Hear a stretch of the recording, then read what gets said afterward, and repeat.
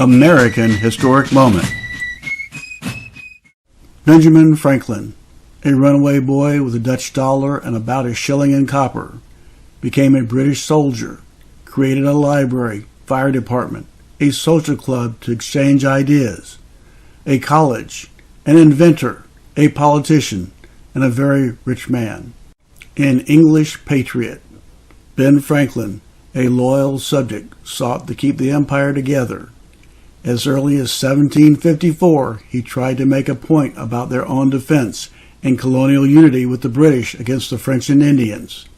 Franklin printed his famous tune, "Join or Die," in the Pennsylvania Gazette. Later, while attending the Albany Congress as a representative of Pennsylvania, he proposed a common defense for all colonies. The plan was rejected. Later, he was sent to London as a representative for Pennsylvania. This isolation from the American colonies prevented him from fully understanding what was happening in America. This lack of knowledge sent him to the cockpit. The cockpit was a place where Henry VIII watched cockfights. It was also known as the Royal Cockpit, a place for royals to be entertained. Later, it was used by the Privy Council for judicial purposes. The Privy Council was a select group of the king's advisors that met in an octagonal-shaped room in Whitehall Palace, known as the cockpit. What happened? The Hutchinson and Oliver letters were a series of correspondence from 1768 to 1769 between the governor and lieutenant governor of Massachusetts and Thomas Whately. Whately was a member of Parliament and a supporter of the Stamp Act. Whately received embellished letters from them in the wake of the Stamp Act riots, claiming the mob burned their homes, possessions were pulverized, and their lives nearly lost. Their writings about mob violence came with a plea for the British government to do something about it, or independence would be inevitable. Thomas Whately died in 1772, but those letters survived. That winter, someone, history doesn't know who, gave those letters to Benjamin Franklin. Franklin then promptly sent them to his friends and clients in the Massachusetts legislature, saying, "There has lately fallen into my hands part of a correspondence that I have reason to believe lay the foundation of all our present grievances." What was he thinking? Franklin was convinced that this was proof that Hutchinson and Oliver had intentionally misled London officials to put forth arbitrary measures they otherwise wouldn't have. Franklin quite wrongly thought this would calm things down and refocus their ire where it truly belongs, and thus bringing the colonies and Britain closer together. Franklin also urged them not to publish the letters, ignoring his own advice that 3 can keep a secret if 2 of them are dead. News of the letters quickly spread, and the public called for them to be published. When they were, it had the opposite effect that Franklin had intended.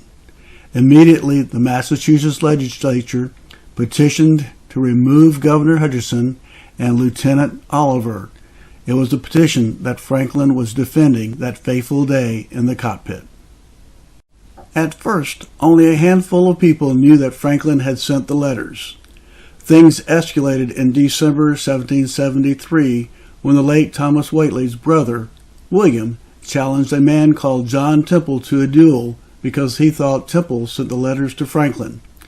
Neither man was hurt in the first duel. They must have been bad shots, and they agreed to another duel in the future. On Christmas Eve, 1773, Benjamin Franklin published an ad in a London newspaper saying, "I hope to prevent further mischief, and therefore I alone have obtained and transmitted to Boston the letters in question." All of London was abuzz, and Franklin's enemies and newspapers attacked him. January 1774 comes around, and Franklin gets word that the king's attorney, Alexander Wedderburn, was appointed to argue against the motion to remove Hutchinson and Oliver. On this news, Franklin requested to postpone the January 11th hearing for 18 days to January 29th to seek legal advice. After the word of the Boston Tea Party reached London, Franklin said that Wedderburn's hearing would be a bull baiting. So what happened? Wedderburn attacked Franklin instead of defending Hutchison and Oliver, saying among other things that Franklin was the leader of a secret cabal where members were determined to destroy the empire. Franklin was the first mover and prime conductor, the inventor and first planner, a true incendiary who had unintentionally set the province in flame.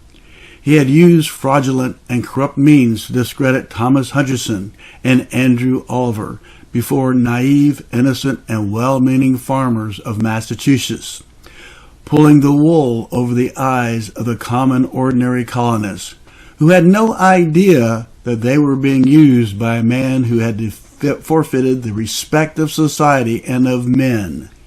It went on and on. The audience loved it and hooted and hollered as Wedderburn poured forth such a torrent of verbal abuse on Dr. Franklin as no man has ever endured before. Franklin stood there stoically through it all, saying nothing nor allowing his facial expressions to change.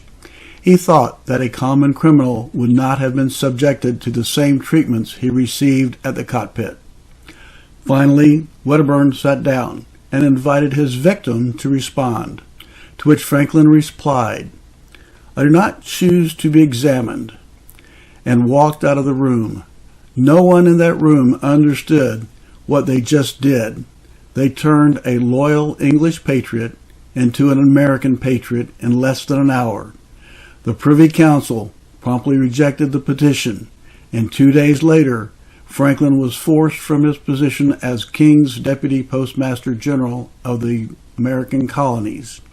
He then resigned his position as agent of Massachusetts, knowing that it would be a futile position to hold, and returned to Philadelphia. Cost of patriotism. Returning to America in 1775, Franklin discovered his wife Debbie had passed away. He and his son parted ways, as his son supported Britain as a loyalist governor of New Jersey. A proven and loyal empire man now became a leading voice for the patriot cause.